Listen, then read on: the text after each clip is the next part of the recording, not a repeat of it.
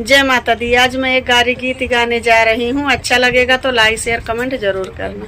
चला बाची आई पेपर बजरिया में, चला बाची आई, चला बाची आई पेपर बजरिया में, चला बाची आई।